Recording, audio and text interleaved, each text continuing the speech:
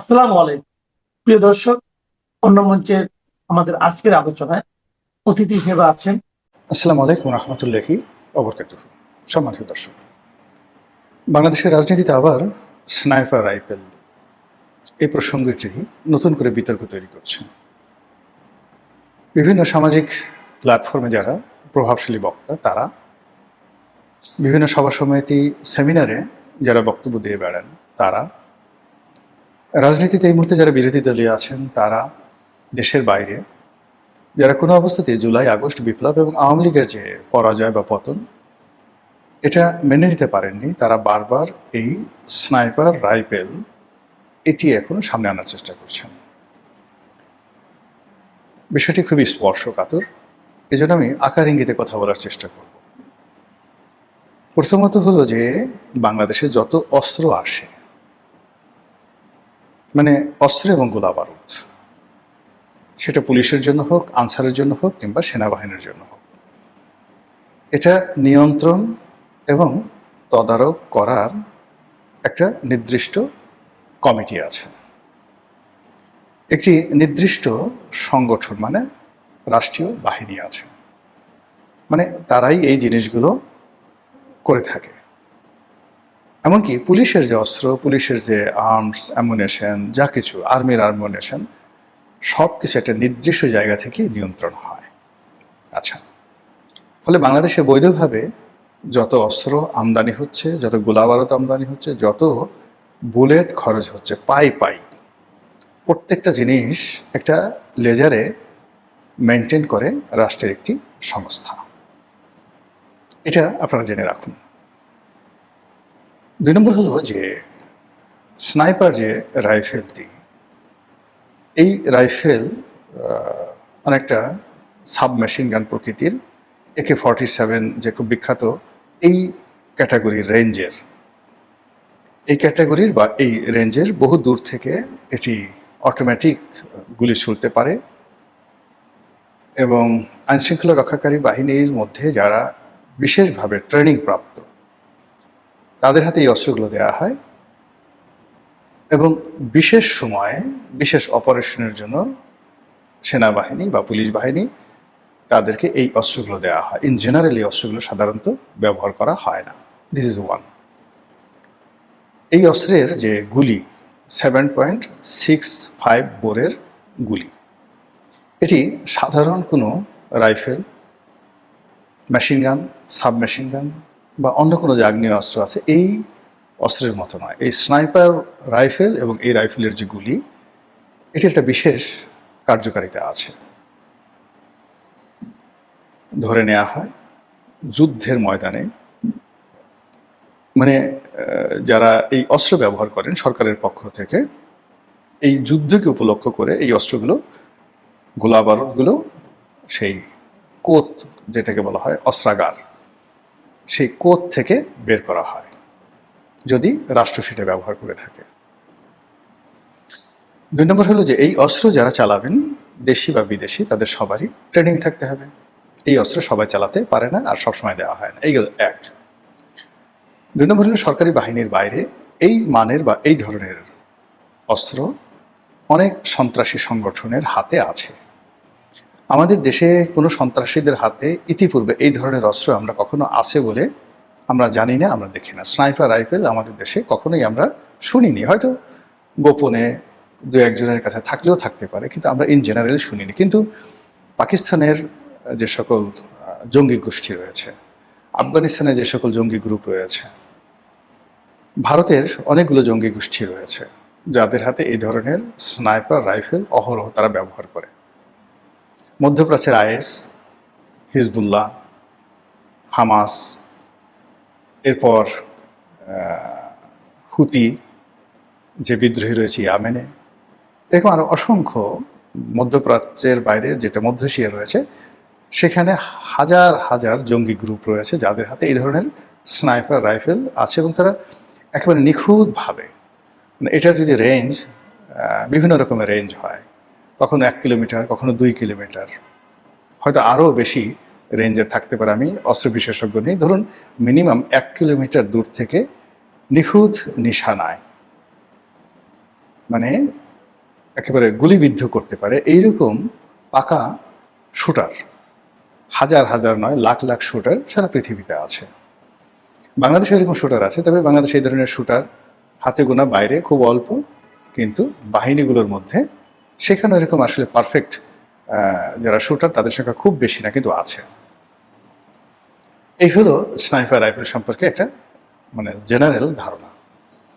দ্বিতীয় যে বক্তব্য সেটি হলো জুলাই আগস্ট বিপ্লবের সময় এই স্নাইপার রাইফেল ব্যবহার করা হয়েছে লোকজনকে গুলি করার জন্য। এখন প্রশ্ন হলো যে এটা কি আইনশৃঙ্খলা রক্ষাকারী বাহিনীর লোকজন করেছে, নাকি যারা রাজপথে বিপ্লবী ছিল তারা করেছে? এটা কি আওয়ামী লীগ করেছে, নাকি ছাত্রলীগ, যুবলীগ তারা করেছে সরকারি মদদে, রাষ্ট্রীয় মদদে? 3 নম্বর হলো এই কাজ করার জন্য কোনো দেশি শক্তি বা বিদেশি শক্তি, সেটা সরকারি হতে পারে অথবা বিরোধী দলীয় শক্তি হতে পারে, তো তারা কোনো বিদেশি শক্তিকে ভাড়া করে এনেছে কিনা। অর্থাৎ দেখা গেল যে আইএস থেকে এনেছে, আফগান থেকে এনেছে, পাকিস্তান থেকে এনেছে, বিভিন্ন দেশ থেকে তাদেরকে এই ধরনের অকারেন্স ঘটানোর জন্য এনেছে কিনা।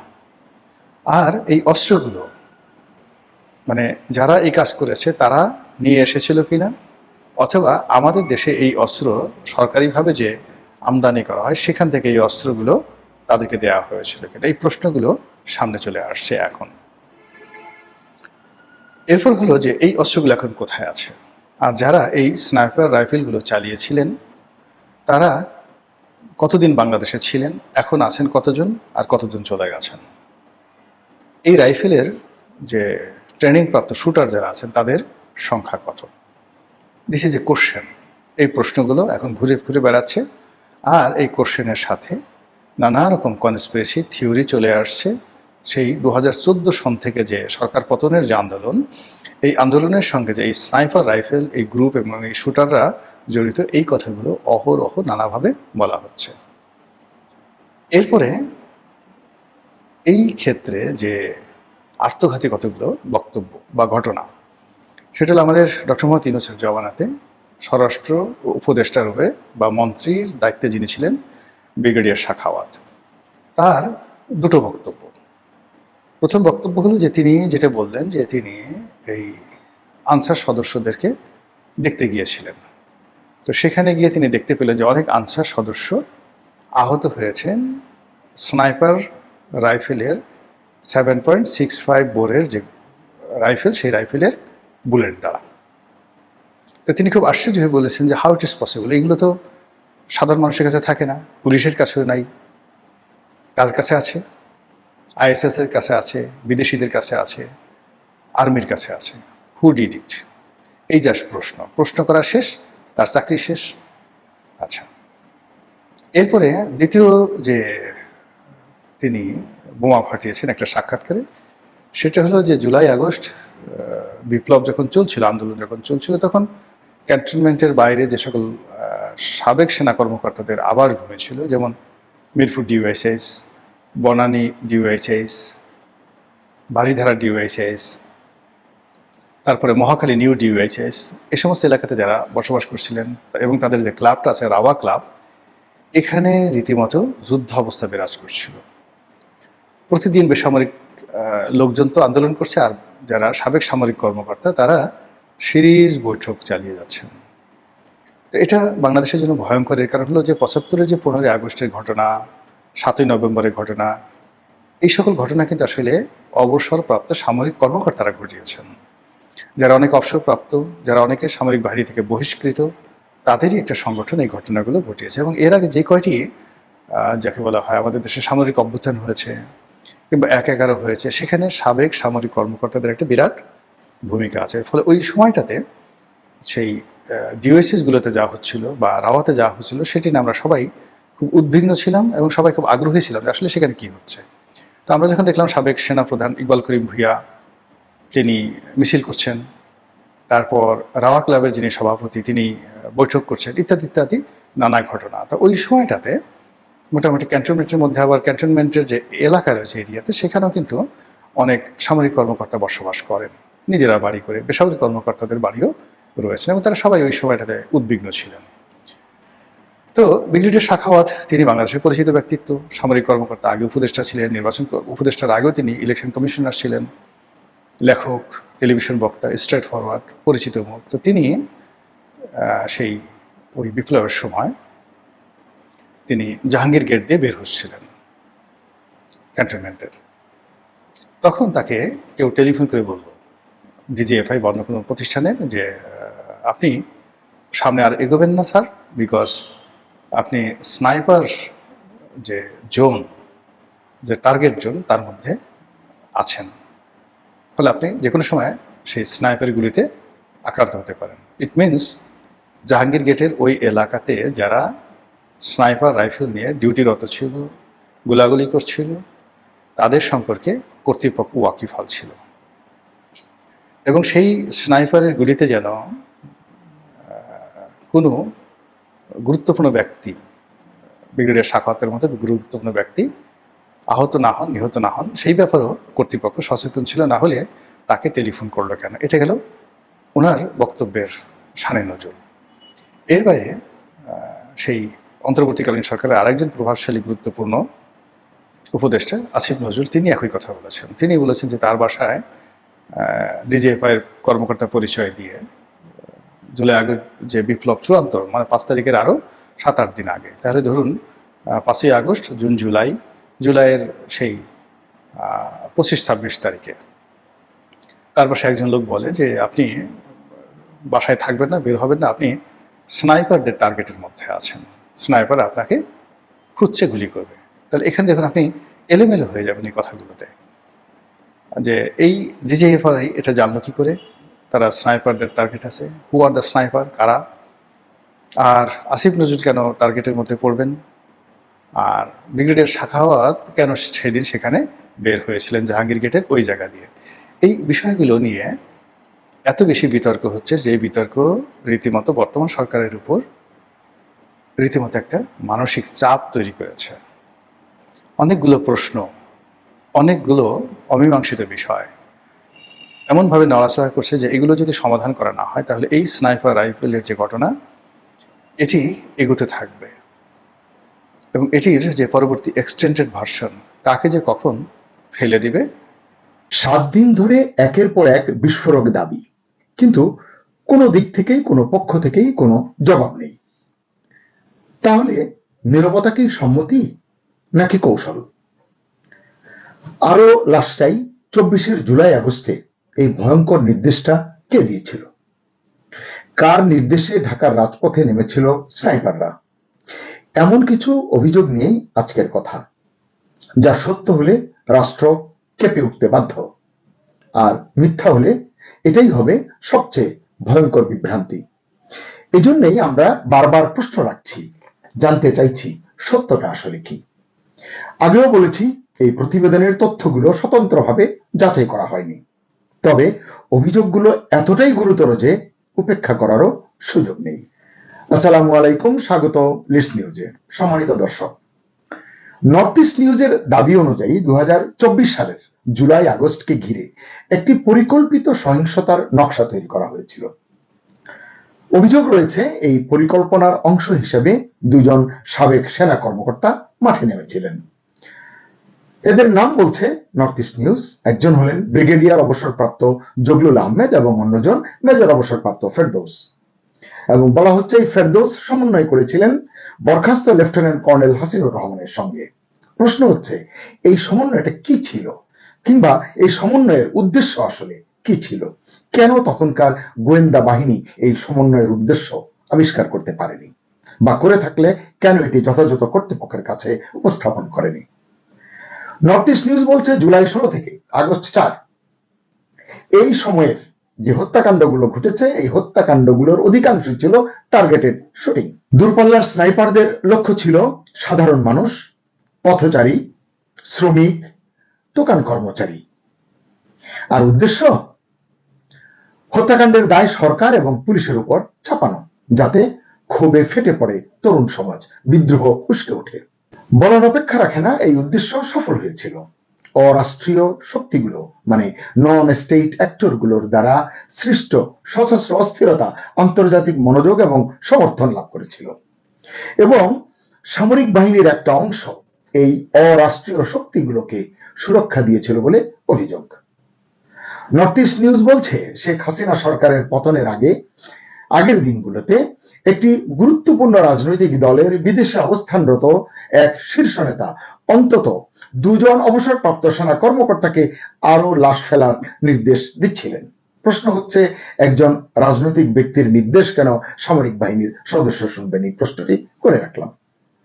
আরো ভয়ঙ্কর বিষয় হলো, ডিজিএফআই এবং এনএসআই এর তৎকালীন প্রধানরা দেশে সহিংসতার মাত্রা বিস্তৃত এবং গভীর করার যে পরিকল্পনা ওই সময় নেওয়া হয়েছিল, সেই পরিকল্পনা সম্পর্কে তৎকালীন স্বরাষ্ট্রমন্ত্রী আসাদুজ্জামান খান কামালকে অবহিত করেছিলেন।